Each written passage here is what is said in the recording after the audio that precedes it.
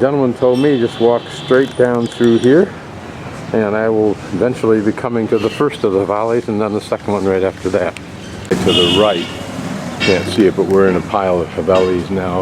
This is northwest of the fortress itself. We're en route to find the Haveli that I can see the inside of. It's hard to grasp is the profound volume of the carving found in this town, for example. No matter where I wander, I'm encountering Haveli in some form. The narrow street we take will give us more and more Havelis. Just imagine, as I said before, the number of craftspeople required. Keep asking and you find. Now I could have chosen any street and we'd still be seeing Havelis apparently. So this building seems to make it pretty clear that you can restore these by cleaning them. That upper story has had that done. What a large place. Must have been a very wealthy merchant. Make sure you don't lose track of the scope. I'll pan down this other alley that we didn't walk down. And guess what? You got it. We're entering in.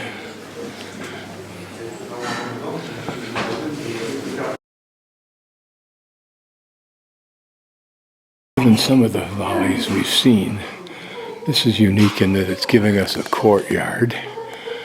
Whether there were buildings beyond that window there, I can't tell. But maybe by analogy to the other places we've seen, this was the first part where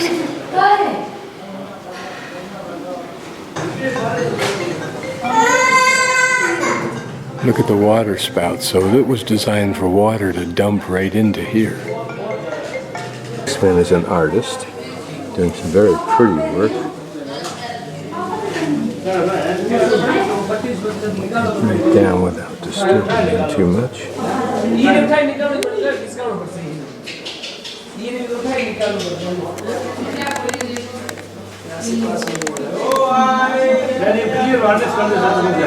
Notice he uses a magnifying glass so we can see that. Presumably old miniatures. I don't know if they are, whether they've just crapped up the glass to make them look old. Directly the Patwon Haveli is right down here. A little collision between a cow and a pig. Look how the bones are showing. If they transmit any diseases, they're great for cleaning garbage up there. Go through all the garbage piles. All that's left is whatever can't be consumed.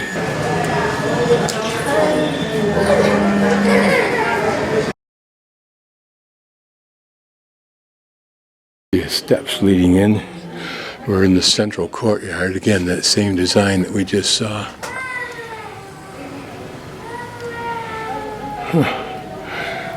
More modest, actually. Doorway, but not much that we're seeing.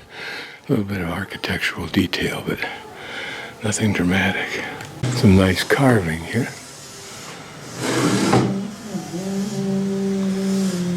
Kind of decorate your home. Here's where you come to get geegaws.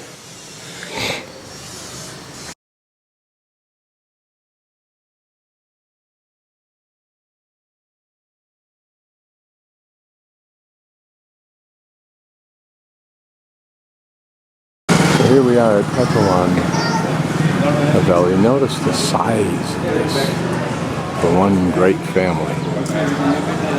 And now we'll go inside. Notice where that man is. I don't know if we can get up there, but filled with mirrors.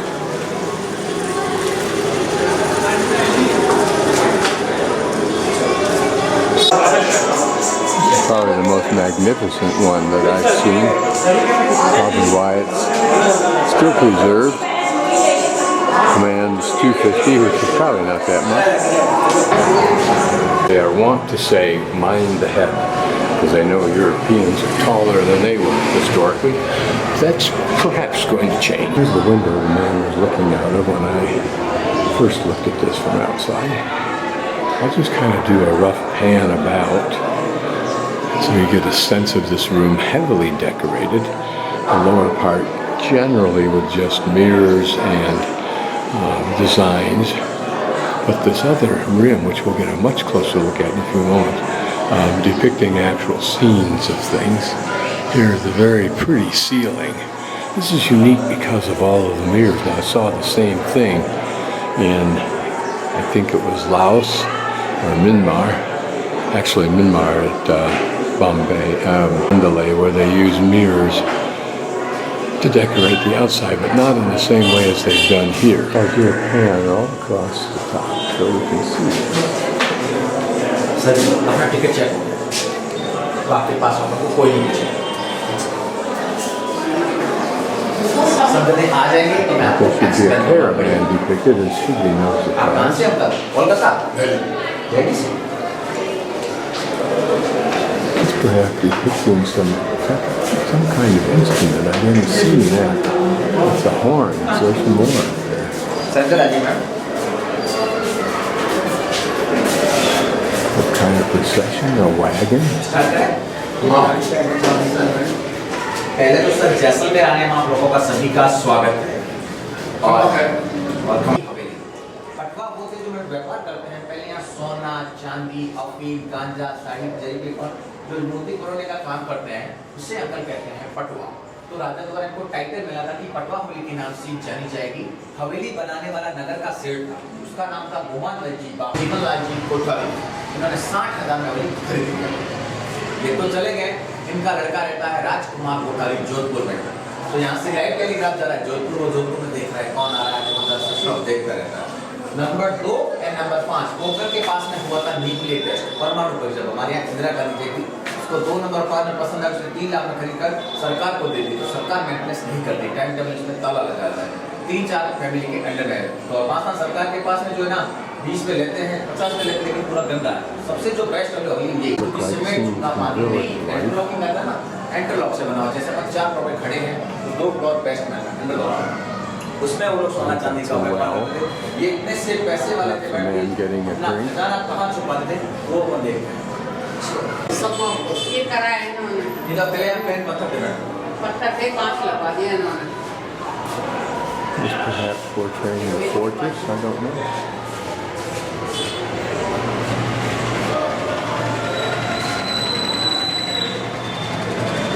Give you an idea of the ceiling. ये सभी जीवनलाल जी Kothari A combination of tile, looks like, or a painted strip. Metal with paint on it, and maybe even raised, and then mirrors and colored glass. These are just complete panels. I don't know what they are of, but with inlaid colored glass, it looks like. And every house would have a temple of some sort, even if it's extremely modest. This is this temple. Because religion is very fundamental to the Indian, then and today. Probably behind those 2 little doors are icons that are very special, only available to those who are praying, like pictures or statues of Jesus in the Christian church. Here we come into what appears to be just a long hallway. And off to the side, some room here.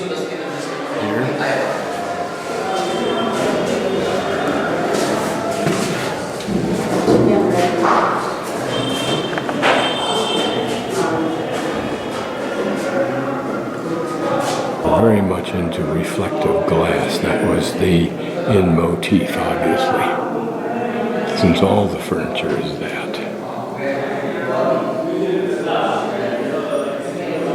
But it has the benefit of great excitement, particularly when it's new, and the reflections around the room add constant interest as you're moving about. There's rings, small ones, large ones. Why for that? This have been a bedroom.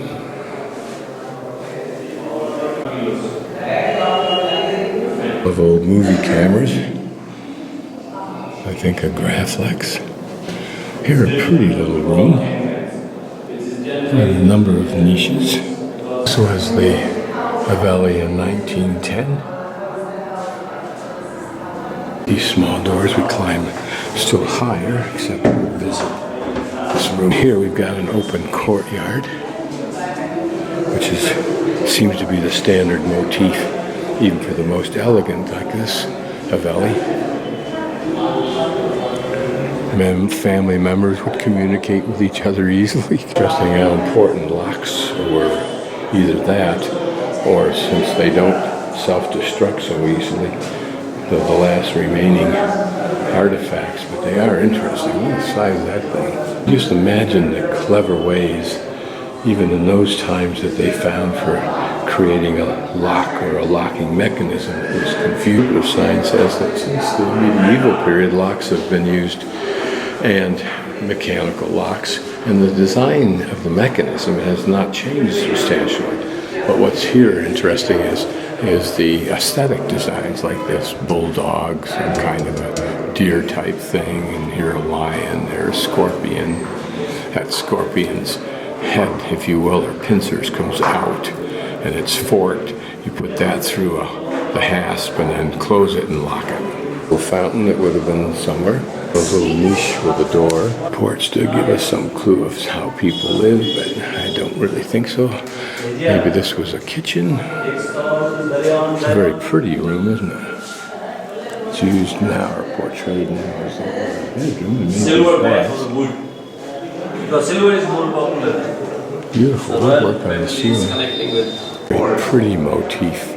This almost pink, I don't know, rose color, would it be?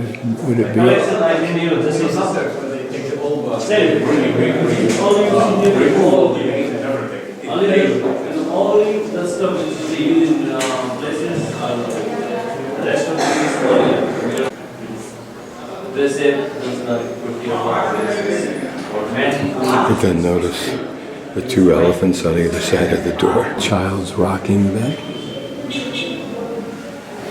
And trike. That this framework was good for covering it with material like that to keep mosquitoes at bay. Just the doorways, how they're made so that they're raised up.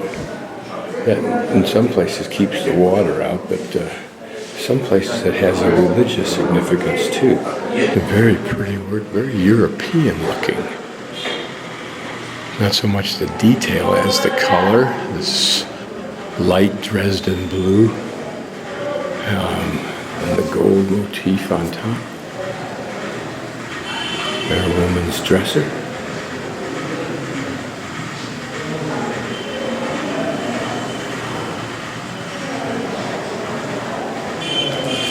And perhaps those niches up there held clothes or whatever. Remember, they didn't have to climb up there, the servants did. This room is divided into the area we're standing in, then that which looks like a separate little area, that which looks like a separate area, and then even that which looks like a separate area.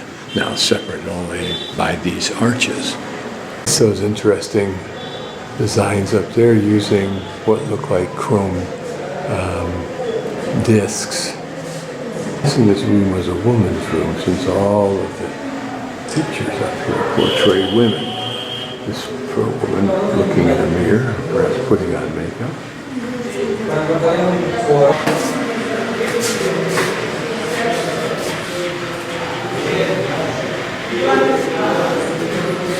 Maybe a servant assisting her. And a woman conversing with somebody. Looking in a mirror. These could be portraying friends of hers.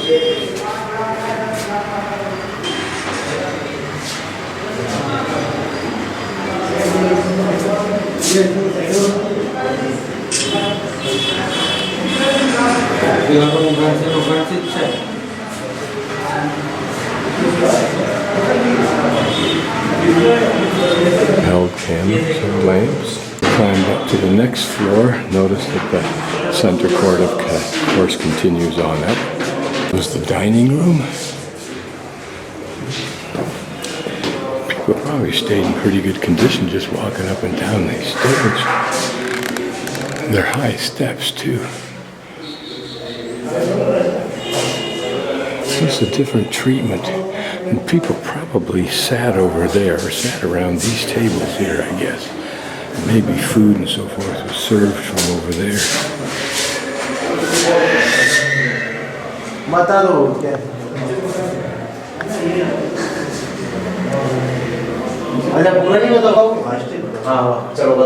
Interesting little oven.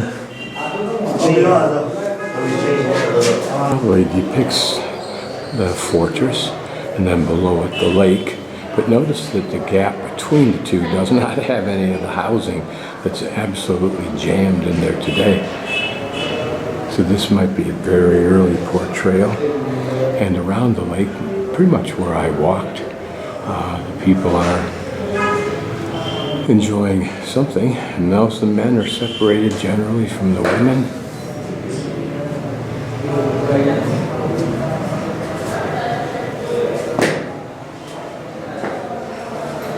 Something being cooked.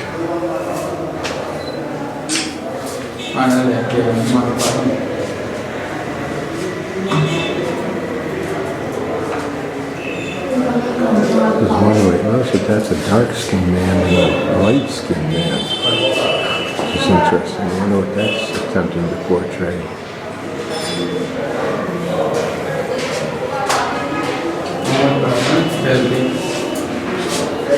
Here, perhaps a young boy or a man serving a group of men.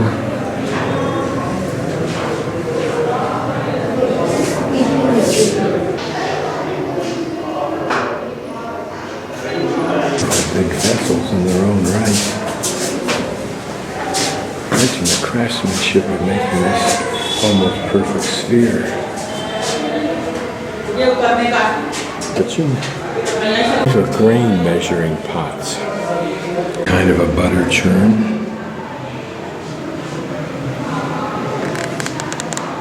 Shelves just like we all would have. They would probably contain water is kept over there. Notice how there's a drainage there. A drain hole to the outside. You wonder if the windows were there just to add light or to allow for a decrease in boredom occasionally. There was much concern for whether or not the people here were being bored or not. They were being worked very hard, I'm sure. Wonder what that is. Oh no, that whole little bits of oil for flame. Kerosene stove. This was for. That's interesting.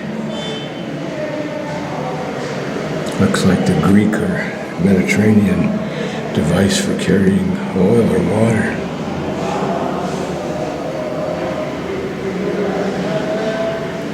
We're up on top of this Haveli. Notice that there are 3 of these vertical courtyards, if you will, that go up presumably full 3 stories. The other ones are just for the upper floor. It's this big one that goes all the way down. The steps gave you access to this even higher elevation. We could look down on the street as well as the people in the other Havelis. And notice that down there it appears that a wall has been deconstructed and then will be hopefully reassembled.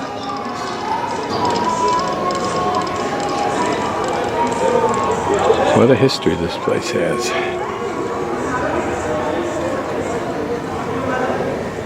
Where we entered, and I walked down that street to get here. Come down the stairs, and we're into this next very shiny room. Here, did you notice the fortress in the background? The elaborate explosions of color in here are interesting. How they enjoyed that. I won't call it chaos, just overwhelming.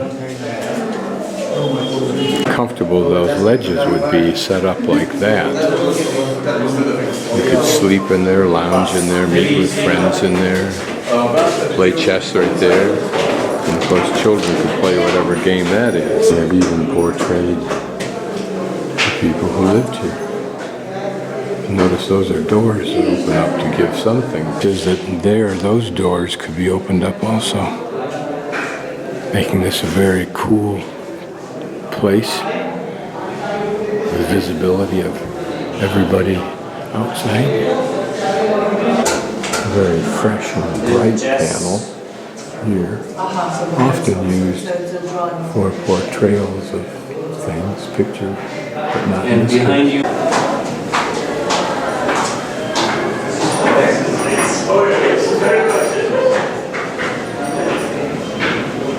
Notice the bright, lively, refreshing depiction of flowers surrounding this archway, if you will. Apparently is a tower that we'll see in Jaipur.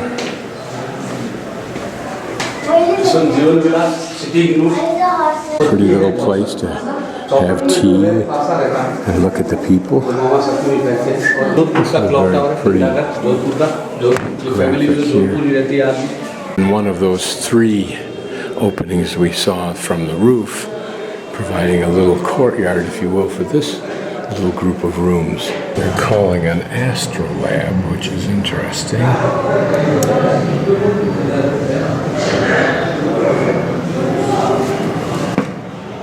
See if we can focus down, look at some of the detail there.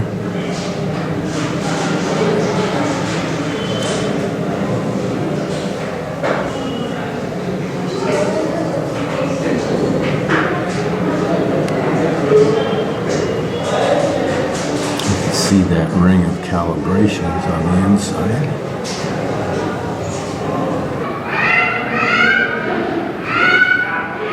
The hole in the center may have allowed you to put it onto a pin that was stable and then rotate it to correspond with the current day or something like that. It's interesting with its independent rings. Would they be the planets? Oh, is particularly interesting. To see what's at its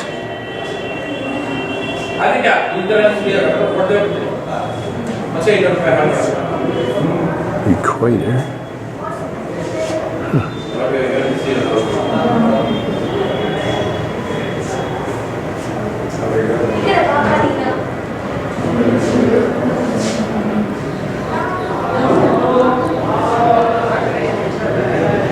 Drawing room, and I'll again pan about just to give you a sense of things, and then we'll look at some of the detail. Notice how that gratework opens up into an area above this. Presumably, people could look down or overhear conversations here. This artwork is interesting. You wonder what it portrays.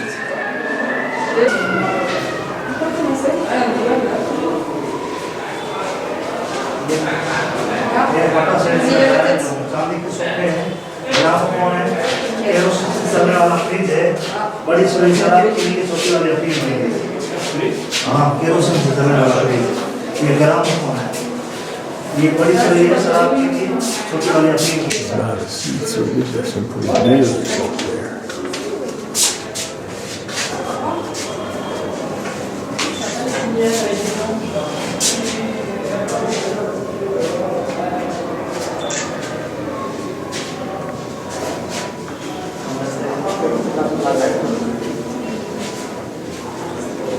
Seeing some graphics. It looks like some wrestlers entertaining some men. Drawing room. यहाँ पर देख अंदर जगह नहीं अंदर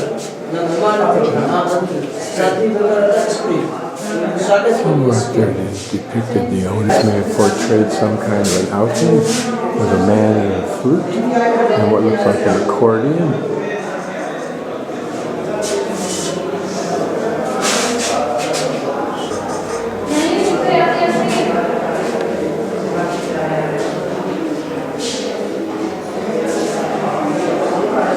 Just below the ceiling, because that's very interesting interplay of arches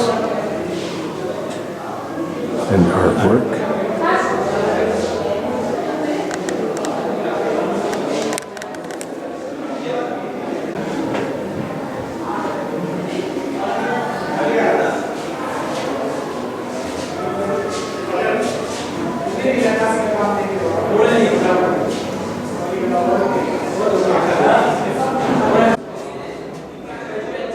see how these niches were treated. They weren't left blank as we've seen most often. Probably a pack saddle for a camel. For musical instruments. For sale and played occasionally.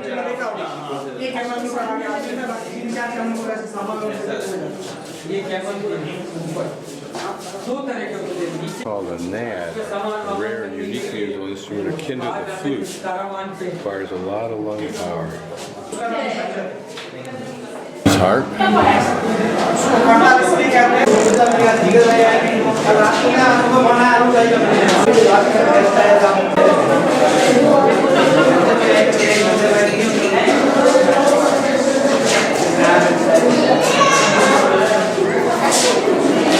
Turbans room.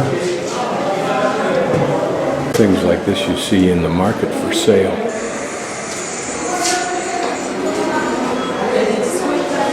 But the kind of headdresses that are used actually defines what ethnic group you're from, what village perhaps.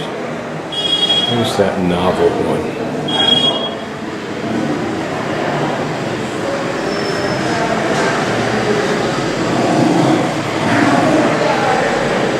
Piano or a harmonium.